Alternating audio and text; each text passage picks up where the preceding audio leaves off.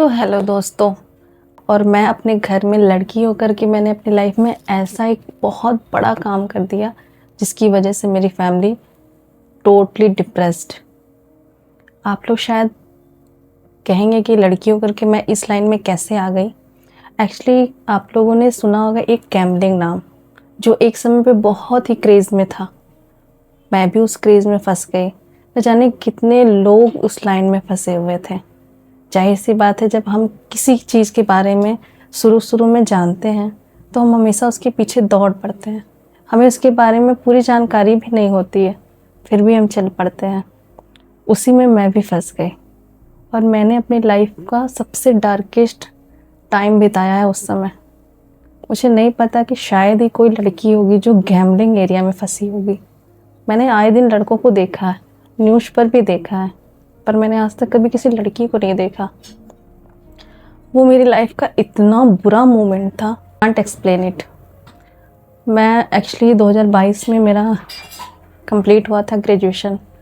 उसके बाद मैंने फर्स्ट टाइम जॉब स्टार्ट की थी, वहीं 12-15 हज़ार की सैलरी।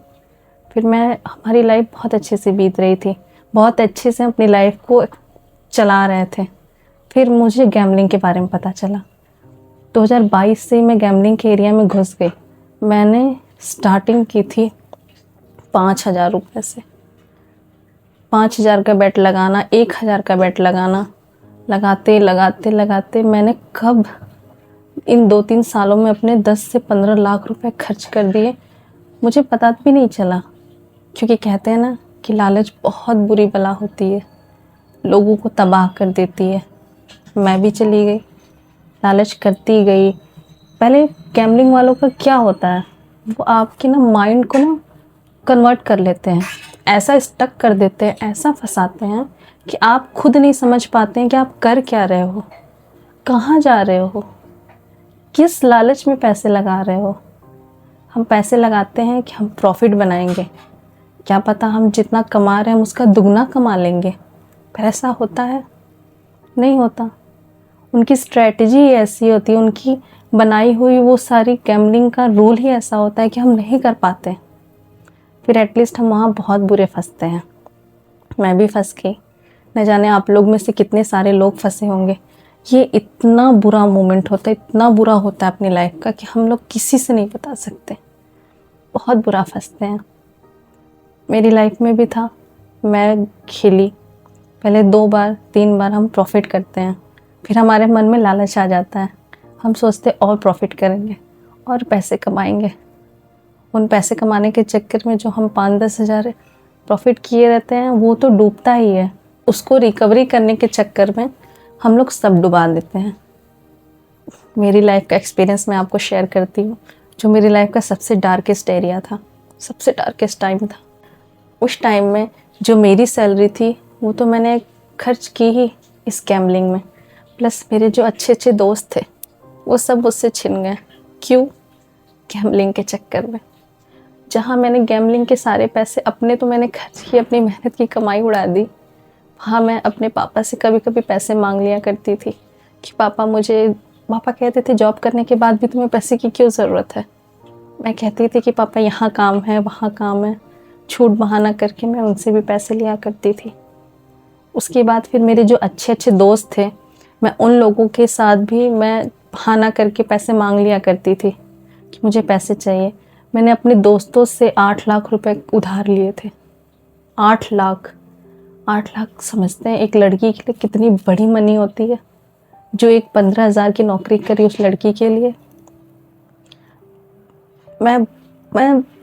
मैं ना वो दिन याद करती हूँ तो मुझे बहुत बुरा लगता है कि मैंने ये क्या किया था, क्यों किया था, किस लालच में।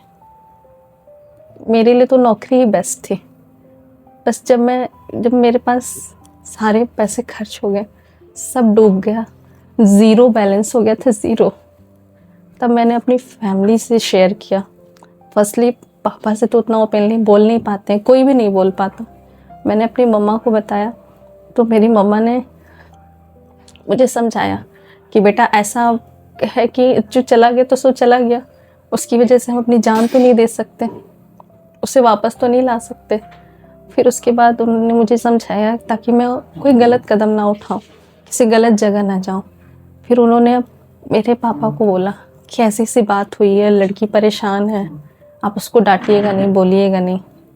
उसके बाद फिर सब कुछ फैमिली वाले तो अंडरस्टूड कर गए, पर ताना तो ताना होता है। ऊपर से मैं ठहरी लड़की, लड़कियों के लिए तो ऑलरेडी इतने सारे पाबंदी होते हैं, यहाँ नहीं जाना है, वहाँ नहीं पढ़ना है, यहाँ नहीं नौकरी करना है, ये नहीं करना है, वो नहीं करना है। और उसके बाद अगर आप 10-15 लाख रुपए खर्चा कर देते हैं, जीरो उड़ा देते हैं, गैम्बलिंग, जुआ, वो भी लड़की, कोई नहीं छोड़ता आपको। ताना दे दे के हर दिन सुबह खाने और नाश्ते में आपको ताना ही मिलता है। लड़की थी, जुआ खेल रही थी। लड़के तो करते हैं तो समझ आता है, लड़की कर रही थी, ऐसे ऐसे ताने मिलते हैं।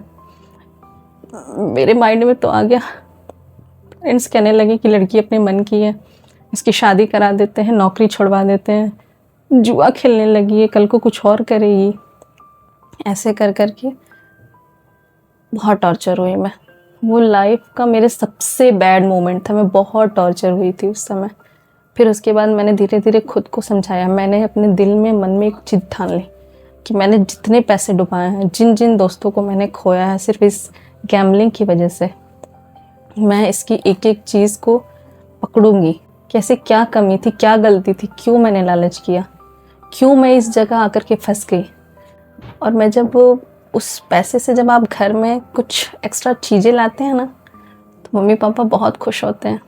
एक कहा गया है ना कि आपकी 1000 की हुई अच्छाइयाँ लोग भूल जाते हैं सिर्फ एक गलती से। आप पूरी ज़िंदगी लगा देंगे अपनी अच्छाई करने में, और सिर्फ एक बार एक छोटी सी गलती करके देखिए, पूरे परिवार वाले आपकी हर अच्छाई भूल जाएंगे।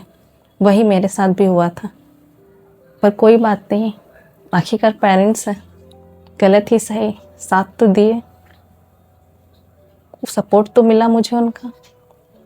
मैं हार नहीं मानी, मैंने वो कर दिखाया जो मैंने जिद ठान ली थी।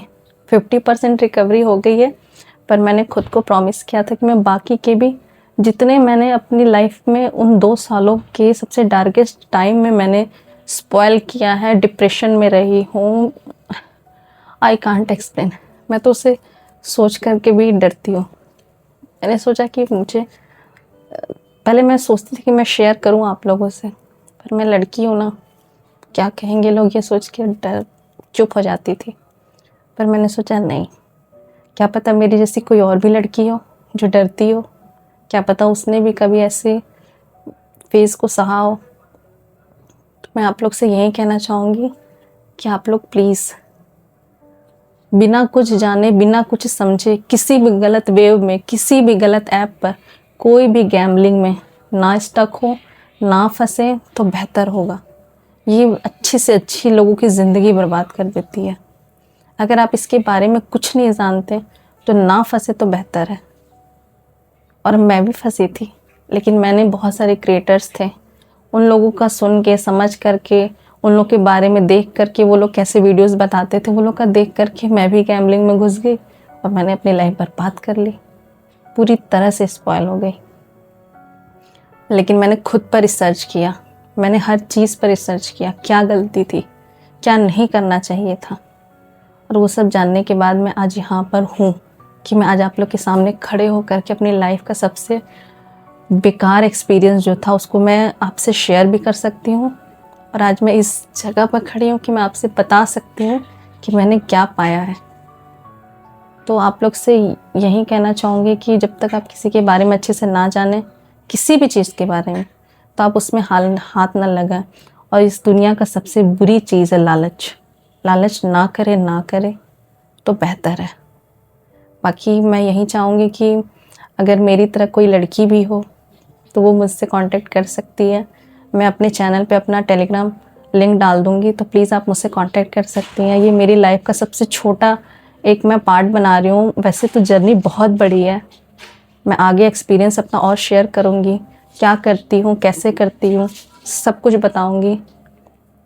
बस आप लोग से ये रिक्वेस्ट है कि प्लीज़ मुझे सपोर्ट करिएगा कि मैं यहाँ पर खड़े होकर के अपनी हर चीज़ आप लोग से शेयर कर सकूँ, आपसे बता सकूँ कि मैंने क्या किया और क्या पाया, क्या मैंने खोया।